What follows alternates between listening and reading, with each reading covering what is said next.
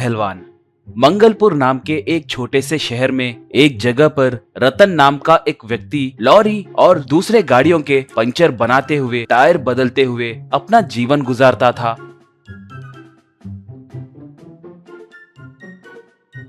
वो एक छोटे से घर में पत्नी निर्मला और बेटा राजू के साथ जीता था। राजू बचपन से ही ठीक से पढ़ नहीं पाया, मगर वो पहलवान लोगों को गौर करता था। बड़ा होने के बाद उनके जैसे ही एक पहलवान बनने की इच्छा उसमें बढ़ने लगी। रतन के घर के पास में एक जगह पर मोती पहलवान की एक व्यायामशाला थी।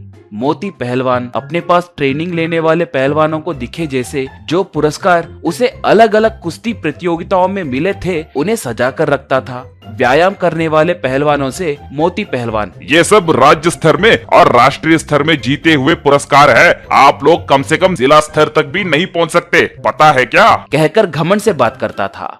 एक बार राजू मोती पहलवान के पास जाकर, मैं भी आपकी जैसे बनूंगा, मुझे भी कुश्ती सिखाइए ना, कहकर पूछा। मोती पहलवान तब, तुम एक सुकड़े बच्चे हो, मेरे जैसे बनने के लिए तुम्हें 100 जन्म लेने होंगे। जाओ जाकर पंचर बनाते हुए या तुम्हारे पिता के कहे जैसे पढ़कर जियो, जाओ, कहा। राहुल बहुत अपमानित महसूस होकर कुछ भी करके बड़ा पहलवान बनना है कहकर ठान लेता है। तब से अपने पिता के पास मौजूद टायरों से प्रैक्टिस करना शुरू करता है। पहले छोटे छोटे टायरों से एक्सरसाइज करने लगा।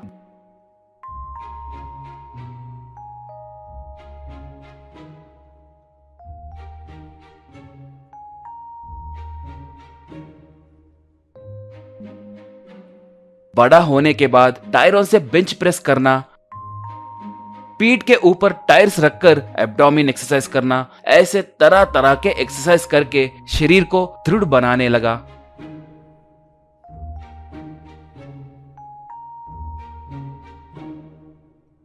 हेल्दी खाना भी खाने लगा।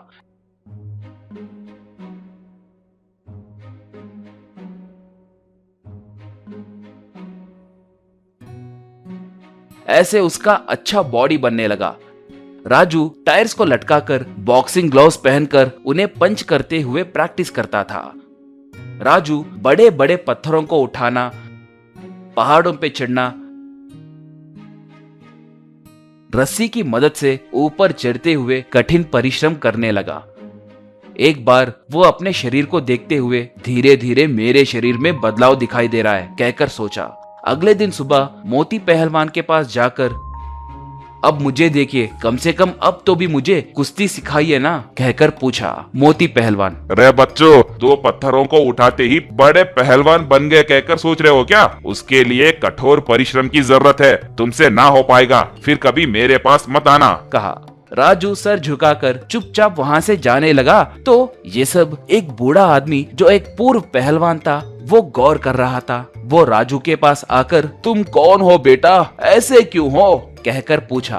राजू बचपन से उसने जितने अपमान सहे थे उनके बारे में उसे बताया। वो आदमी, मेरा नाम बलवंत सिंह है, जवानी में मैं भी पहलवान था, मैं कई सारे प्रतियोगिताएं जीत चुका हूँ, मैं तुम्हें कुश्ती सिखाकर तुम्हें एक बड़ा पहलवान बनाऊंगा, ठीक है, कहा। राजू बहुत खुश हुआ और तुरंत मान गया। अगले दिन से बलवंत सिंह के कहे जैसे राजू ट्रैक्टर को ढकेलना, पेड़ के डाली को ऊपर नीचे करना, बाइक उठाना, रनिंग करना जैसे तरह तरह के एक्सरसाइज करते हुए बलवंत सिंह के निगरानी में ट्रेनिंग लेने लगा। बलवंत सिंह की सलाह के प्रकार वो रनिंग बहुत ज्यादा करने लगा।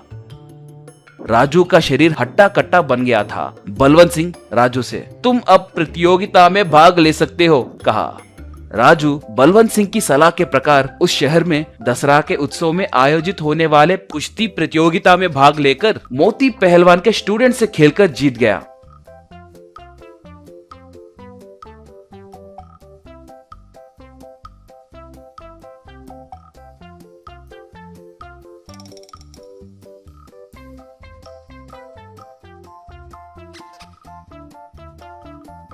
राजू मोती पहलवान से भी जीत गया।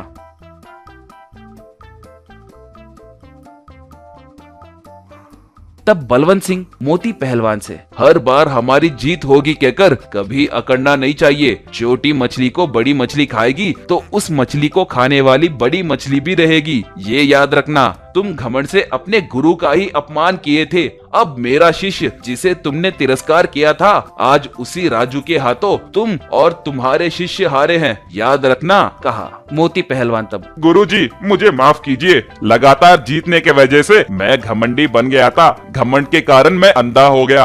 आज मेरी आंखें खुल गई हैं। कहकर गुरु के पैर पकड़ लिया।